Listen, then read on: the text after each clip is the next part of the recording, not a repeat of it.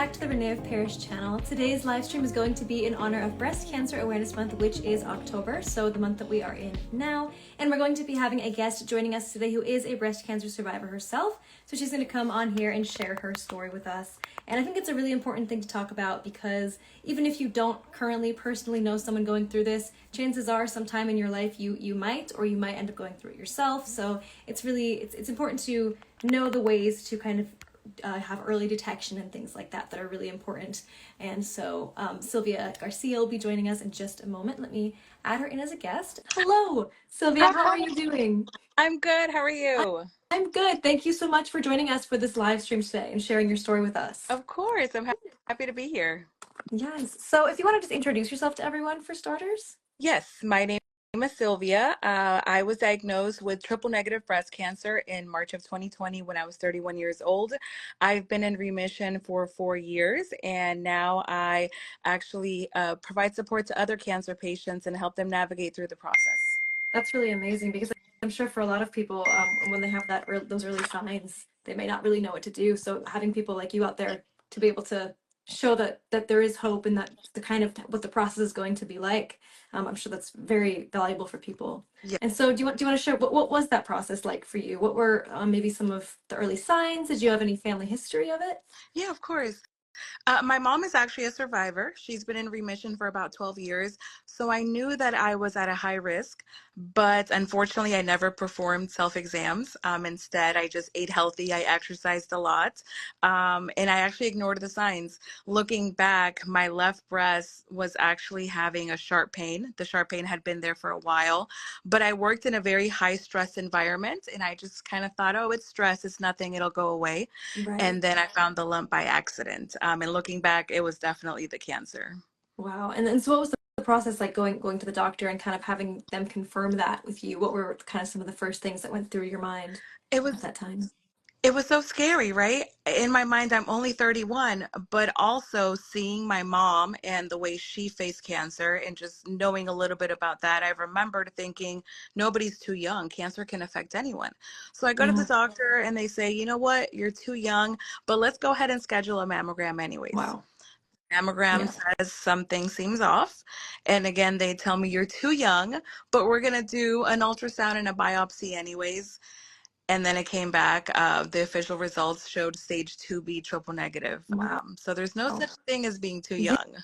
Yeah, and I think that's almost alarming that it sounds like were they almost not going to go through with testing because of that? Because it's just a good thing that you did get that testing properly to see the results. Correct. So I think because my mom is a survivor, because she was diagnosed when she was 47, that's part of the reason why they did do the testing. But they didn't seem to really want to do it. And that's where I've learned that it is up to us to kind of advocate for ourselves because unfortunately this happens too often. Yeah, I think that's actually a really important takeaway from this is because some people might hear that from their doctor and think like, oh, okay, everything's fine. And of course, trusting your doctor is an important thing. Right. I want to enforce that, but it is just good to kind of know because sometimes there are cases that are unusual and maybe the doctor just doesn't want to put someone through the stress of testing and they just genuinely think it's not necessary. But then sometimes you really never know and it's better to be safe. Exactly. Yes. And I mean, it's knowledge is power, right? It's more stressful to not be diagnosed and then a year later find out that you had cancer the whole time and it's actually advanced. So always push for those extra tests. Yes, exactly. Because I'm sure early detection is a big part of, it's probably much better to catch it early, I'm sure, in terms of treatment. Yes, definitely. You have a better chance. Yeah. And so what was that treatment process like? Like how soon after learning that you had cancer did you start hearing the different options and starting that treatment? So the thing about triple negative is it's the most aggressive and the tumor grows at a very high rate. So my doctors, once they found out it was triple negative, it was just nonstop. I found out 3 weeks later I was in the chemo chair receiving chemo. Wow. I underwent 16 rounds of chemo.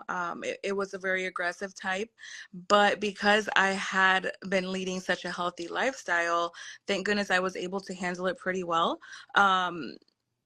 But emotionally, of course, it still takes a toll on you.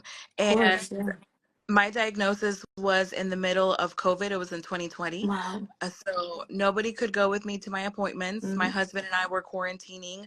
So it was really difficult. It felt like my life was kind of standing still while I got to see all of my friends living their lives. right.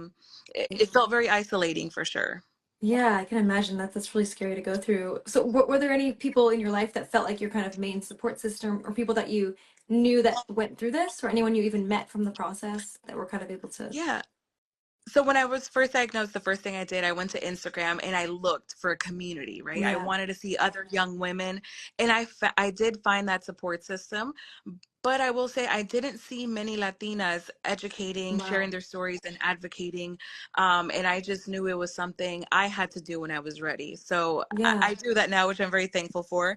Um, but other than that, my family, we had friends who would cook for us. Wow. We had friends who would drop off meals every day, every evening for my husband and I.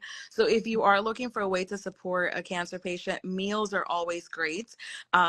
Definitely ask, right, what they can handle. Chemo is can be really difficult. It definitely changes our taste buds. Wow. Another thing, meal trains, getting together with coworkers, church, friends, and just sending gift cards for meal delivery services. That was Yeah. also very helpful. Um, and then just people who reached out, not to talk about cancer, but just to carry on a normal conversation. Some Mm. days I just wanted to be treated like a normal person, and I wanted to forget that I had cancer. Right, I can imagine. So, how would you say if someone was to reach out to you, and is it best to kind of let the person you're speaking to going through treatment kind of guide that conversation if they want to talk about it, or Yes. what's you think is the Yes. better So approach? people mean well, but I would receive dozens of, "Hey, how are you feeling?" text messages. And it Yeah, seems fine, right? Normal. I want to know how you're feeling. But when you're constantly receiving that, um, it can be overwhelming because I don't think a lot of people can truly handle how a cancer patient is feeling. I yeah, was in constant pain. I was nauseous. My bones hurt. I felt dizzy. Um, I was scared of dying, but I was hopeful. And these are so many emotions that you don't necessarily feel comfortable sharing. So instead, I right, would say, "Hey, I'm okay. I'm getting through it." So instead of asking, "Hey, how are you feeling?" just say, "Hey, you popped into my head today. Can I drop off a meal? Would you like some flowers?" Or, "I put a card in the mail for you." Receiving cards was the highlight of my day. I would walk to wow. my mailbox and be so happy when I saw cards in the mail. So something like that can really brighten our That's day. a great thing to mention because I think a lot of people forget to do that in the modern age where you can just do calls and texts, which are also nice, I'm sure, but especially during lockdown, I'm sure that was a really nice alternative way on top of the other options too. That's really great, and I think it's really great to hear the perspective of someone who's gone through that side of things because I think in pretty much everyone's lifetime they probably will know someone, a relative or a close family member who might go through cancer treatment at some point and just not really know how to help the person in the best way. So that's really great information to be able to share with people.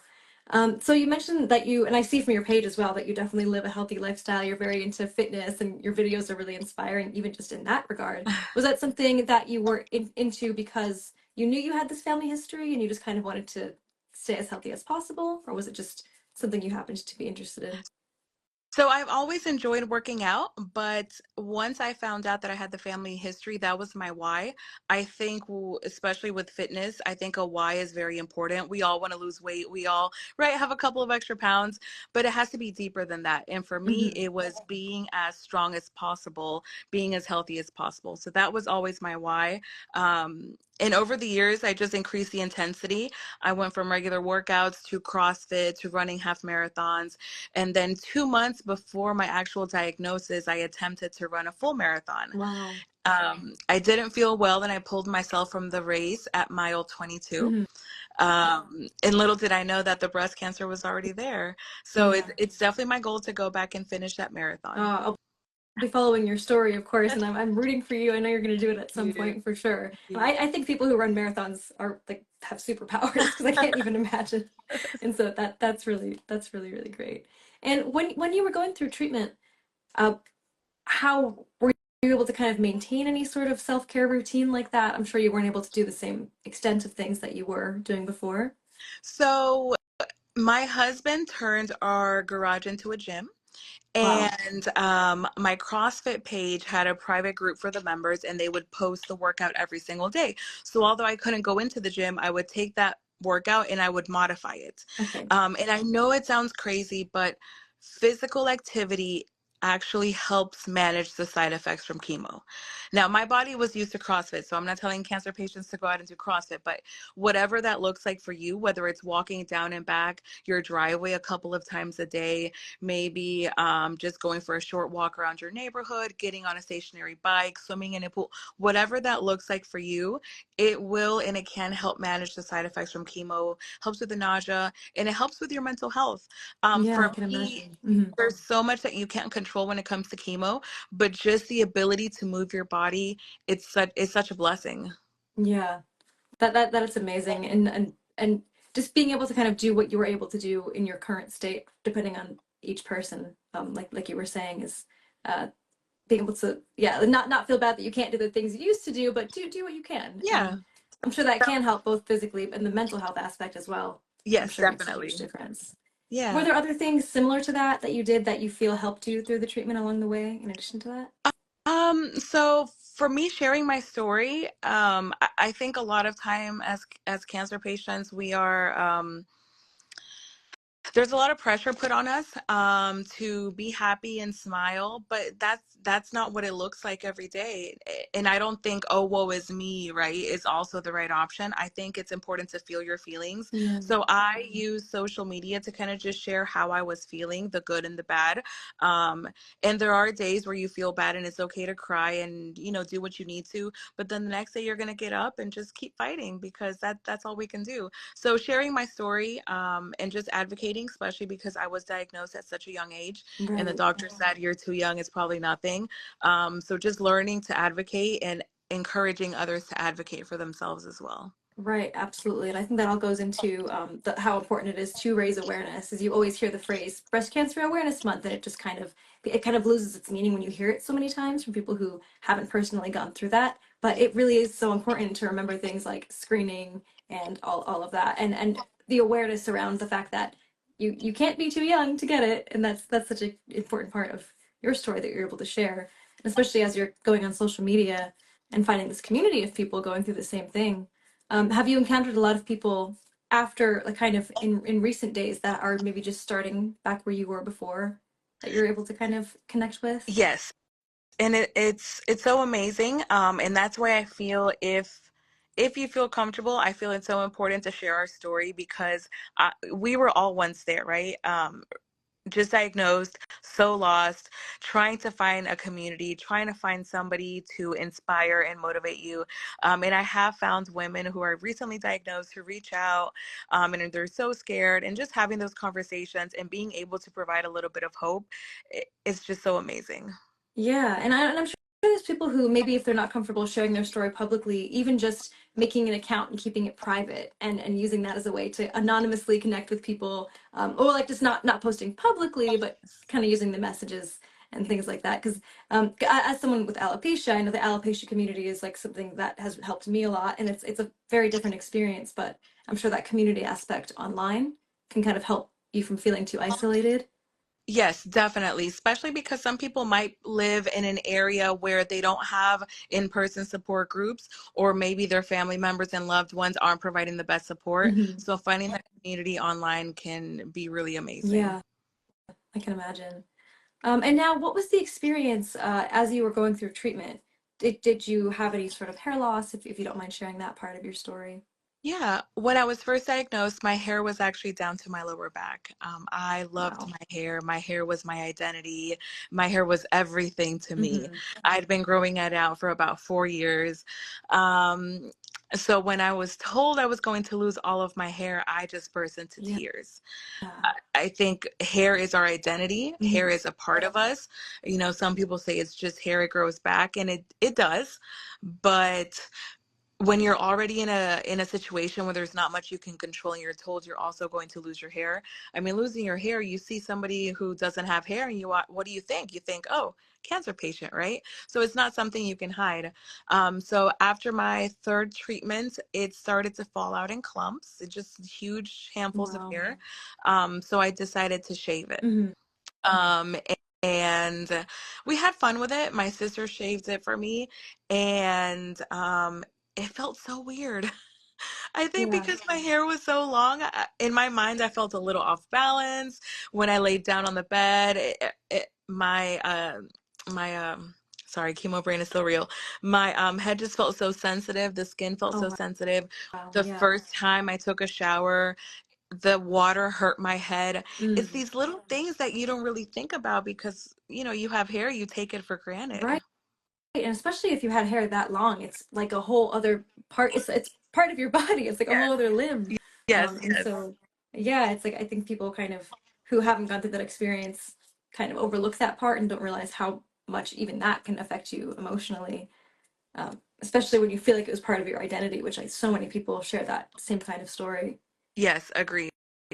It's very emotional. And in moments like this, if you have a loved one who is fighting cancer and they just lost your hair, you might want to say something encouraging, but I don't think there really is anything you can say, and that's okay. Sometimes all we need is just somebody to sit with us and just validate our feelings. Yeah, that's a really good point as well. As I think the impulse for a lot of people is just to say, "Oh, it'll all be okay," or fill in the blank. I'm sure you've heard all of the things, and yeah, I think that's great to be reminded of, just to be able to sit with the person, validating feelings. That's a big one for sure. It's just I Yeah. hear you, and I'm here with you. Yes. Um, and so, do you feel like your scalp was more sensitive because of the chemotherapy, or was that just because you had no longer something covering your head? You said your scalp was feeling more sensitive after. Yeah, I think it was a combination of both. I mean, chemo is technically the right amount of poison that will hopefully kill all of the cancer cells, but won't kill too many of your healthy cells. Hmm.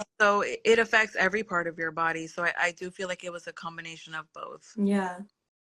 And so, what was your experience with head coverings? Did you look into wigs, or was there anything like that helpful to you in terms of having to keep your head warm or Yeah. anything? So I did, I used a couple scarves at first, and then you guys sent me an awesome blue wig, which was so much fun. Those who knew me before cancer, I always had some kind of fun color in my hair, but I worked in Hmm. corporate, so it was just a little bit back here, right? Yeah. So you guys sent me an amazing blue wig, which was a lot of fun to wear. That's something I would never done before. Hmm. But I was in active treatment in July in Georgia. If you know anything about Georgia, it's humid, it's hot. Yeah. Hmm. Um, After a couple of weeks, I said, you know what? I don't care. And I just took everything off and I just rocked the bald head. Um, Yeah. I love it was that. too Yeah. hot, too sweaty. I It's, just didn't care. yeah. You're just being able to be like, oh, you know what? I'm just gonna let go of that and just let myself be free in that regard. And yeah, I think that is really great important to share as well for people who might be losing their hair due to chemotherapy treatment and feel like there's a pressure to wear a wig. There should never be a pressure. It's like there's great wig options out there for those who want them, and there's ones that will be good for if you are experiencing sensitive scalps, like the Amore collection that we have, for example, does have kind of like sensitive scalp options. So the options exist if you want them, but there should never be a pressure to wear them if you don't want to go that route, or if it's just too much of a hassle or it's not comfortable, that's okay too. And being able to just embrace the bald head too can did you feel that that was empowering for you, or was it just kind of something that you had to felt like you had to do? So I will say, because it was COVID and I wasn't going into the office, I felt comfortable doing it. Hmm. But if I did have to go into the office every day, I don't know how I would feel about that. Because even once my hair started growing back and I started going back into the office, at first I did wear scarves. Yeah. So I feel like my situation was a little bit different just because I was just going from my house to the hospital and back. I was going nowhere else. Hmm. But yeah, it felt kind of empowering to say, you know what, I don't care. I have a bald head and I'm going to rock it. Yeah. But if I was going into the office, it might have been a little bit different. Yeah. That can be an experience as well. You mentioned that you had a wig that looked kind of like your own hair at one point to wear for Zoom calls. Is that something? Yes, and that to me that was very important because I was newly diagnosed. Only a handful of people knew. And I did have to jump on these calls and I didn't Right. want the awkward stares. I wasn't ready to answer those Hmm. questions. So having that wig and being able to wear it gave me a sense of normalcy and a little bit of Right. control because I was able to control when I told everyone. And I just wasn't Wow. ready for that yet. So that was life-saving. That's a really good point. Just imagining the, the experience of having to go about life as normal while you're going through this, and then it's kind of just like a big thing that you being able to have the opportunity to share that at a moment that you feel comfortable with, rather than having people kind of like like wonder because of the hair loss and stuff like that. Um, I never even thought about that as something that can be helpful, just to kind of just hide it and like until you're ready, you know. Exactly. Right. Yes. And being able to control that, I mean that's huge when you have almost no control. Yeah. Yeah, that was big. Yeah. What were some other ways that you feel like your family supported you in during that time? Excuse me. Um, Besides the meals, which was really important, just asking me what I needed, and just more than just meals, right? I had family members lining up to take me to doctor's appointments. A lot of cancer patients do have to drive themselves, but Mhm. when you're going through chemo, you're constantly exhausted, you're fatigued, you are Yeah. literally fighting for your life, your immune system is low. So just having those rides, and then my sister, she never treated me like I was sick. She never looked at me with sad eyes. It was the same banter back and forth. It was the jokes. It Mhm. was just regular life. And then also making plans for the future, talking about that trip we were going to take in a year. Um, set Planning trips or planning a party, giving a cancer patient something to look forward to really helps us and really encourages us to keep fighting. And it gives Yeah. something to look forward to. It helps us take our minds off of cancer. So that's also something that you could do for your loved one. Right. That's a great idea as well. Just kind of being able to have that sense of normalcy even through it all. I'm sure that sounds like it could be really important for some people as well. Yes, Yeah. yes. And now in terms of like prevention, is there any other kind of tips you would give for like early detection, prevention? You mentioned like self screenings, of course, are important. Um, Yeah, of course, get your mammograms if you're of age. You should be getting those once a year. But let's talk about the other 11 months out of the year. Self-exams. Self-exams are so important. They should be performed once a month. It can be on the same day of every month, or it could be 2 to 3 days after your menstrual cycle. Getting to know what your breasts feel like, feeling you're normal. And this can start, I mean, as young as 18, but just knowing what your body feels like, that way if there's anything that's ever off, you know right away and you can speak up, you can right. advocate for yourself, you can push for those screenings. So please, please, please check your breast. When I found my lump, I found it by accident. I wasn't performing self exams. Mhm. And if I would have found it a couple of months later, the stage would have probably been a lot more advanced. So I was very lucky and blessed to have found it when I did. So don't be like me. Check your breast Especially and your chest, when your you are underarm. someone who was too young, as they say, or as some doctors told you. Just like, Exactly. I'm very glad for you that you found it early as well. Thank you. Yes. Yeah. And so, just is there anything else you want to add? Like, are there any kind of final words of advice that you would want to give to someone who maybe finds this on your page after the fact and is just starting to go through this experience? What would you say to them? Yeah. You know, there's no manual to this. There's nothing. Cancer is so scary. You're literally coming face to face with death. Um, but our bodies are so resilient. We are so strong. I encourage you to find your people, find your support system, find the people who make you feel like sunshine, who just encourage you to keep fighting, and hold those people close. Also, find at least one person that you can be completely honest with. Those days where you're scared of dying, find somebody that you can say that to and who will just sit there and listen to you and validate your feelings. The people that you surround yourself with are so important. Um, and just I firmly believe that it doesn't matter how bad things are. We can always find something to be thankful for. So I encourage you to look for that every single day. Yeah, that's beautiful. Maggie Matters here says, great advice. And someone Maggie else saying, Maggie is amazing. If you don't follow her, please go follow her. She created a sticker that says, um, "Cancer happens, so do miracles," which is so oh, true. So I true. saw that on your page. Yeah, that was really beautiful. That's So her. definitely go check her out in the Yes, comments yes. too. And I liked your sentiment about that, like being able to support people who actually make their own art, kind of like who have gone through the experience personally. I saw your post about that and thought that was, Thank yeah. you. Yes, and that's Mhm. another thing. Breast Cancer Awareness Month, we see the pink ribbon everywhere, right? But for me, the pink ribbon is a sign of hope. But some of these companies, I feel like, are using it to make money.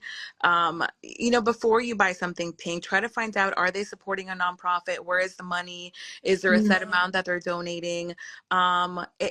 And if you're looking to support a cancer patient, money doesn't have to be involved. Donate blood. A lot of us end up needing a blood transfusion, wow. and blood banks are Yeah. always low on blood. So donate blood. Yeah. And again, like as someone who personally hasn't gone through this, things that I kind of just don't even think about. It's like obviously if I think about it, then it's like, oh yeah, that makes sense. But it just doesn't occur to me. And so I feel like I'm due to donate blood soon. So Yes, please yeah. do. Yeah, I definitely will. So that's also really great to remind people of. So I feel like all of that goes into breast cancer awareness, kind of the prevention, the screenings, but also the awareness of how to support other people going through it and the awareness of everything that actually goes into that process, just to kind Yes. of know And let's what goes remember on. that it doesn't end tomorrow. I know tomorrow's the last day of the month, but breast cancer, all types of cancer, are Absolutely. 365 days a year. So don't put away your pink. Don't put away your advocacy or awareness. Continue supporting those affected by breast cancer. Definitely very much true. And I think one way you can do that, even if you don't personally know anyone that has gone through breast cancer, or if you haven't gone through it, even just following people who have gone through it anyway, just to kind of, I think it's so important in life to learn about other people's experiences in every way. And this is just one of many examples of that. Yes, agreed. Yeah. And so I also want to mention, I think you are planning on doing a giveaway on your channel soon with a René of Paris wig. So I think probably going to post more information about that soon. I just wanted to give a quick mention to that. So anyone who is watching, make sure you're following her for when she does post about that. Is there any other info you want to share about that now as well, or just No, keep an eye out for it? yeah, please keep an eye out for it. I think a wig can be so important to us when we're losing our hair. It can give us a sense of comfort, help us get our identity back. So thank you so much, René of Paris, for donating a wig. We are going to be giving that away soon. Just keep an eye out. And I'm so excited. Yeah, and yeah, you even mentioned earlier when we were speaking separately about how sometimes wigs can even be part of the process of even after you're going through remission to be able to either figure out a hairstyle that works for you as your hair is growing back, or maybe your hair grew back differently and so you want to try wigs for that reason. Did you want to mention any other details about that too? Yes, a lot of us, when our hair starts coming back, it may not come back the same. The texture might be different. It might not be as full.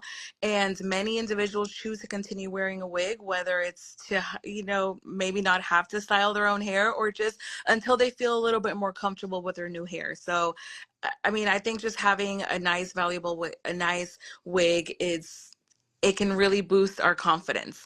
So I'm really excited that you guys are Yeah. doing this. Yeah, and I'm really excited to see, who this is able to help and just again kind of emphasizing the idea that wigs are there for if you want them. They're never a necessity. They can even just be for fun, like the blue wig you described that you got. Yes, It's fun to wear for pictures and just once in a while, just to kind of give yourself that little boost. But you never have to feel pressure to wear them daily. Like you're allowed to be free without the wig as well, and exactly. um, do whatever makes you feel best, especially as you're going through that process. Yes, exactly. Yeah, so thank you so much for joining us on this live stream today. Is there anything else you want to say as closing words? You kind of already said some beautiful words to leave people with too. So I just like, You're welcome. No, I mean, just a reminder, check your breast. And also, ladies, for the gentlemen in your lives, over 2,000 men are diagnosed with breast cancer every single year. So it's not something that just affects women. So please encourage them to be aware of their pecs or chests as well. wow. So I actually didn't know that. So more just for awareness. Yes. Yes. Everyone make sure you're following Silvia. Her page is linked here. And after our live streams, they all get posted to our page on René of Paris after the fact as well. And she will obviously be tagged as a collaborator on that too. So make sure you go follow her, learn more about her story. You're a very inspiring person, Silvia, both with your story, with your cancer experience, but also just in general as a person, even just seeing your fitness progress. I'm excited to see your future marathon posts and everything. So Thank yes, you. thank you so much. Thank Of you so much for joining us course. Of today. course. Bye. Thank Bye, you. everyone. Talk soon. Bye bye.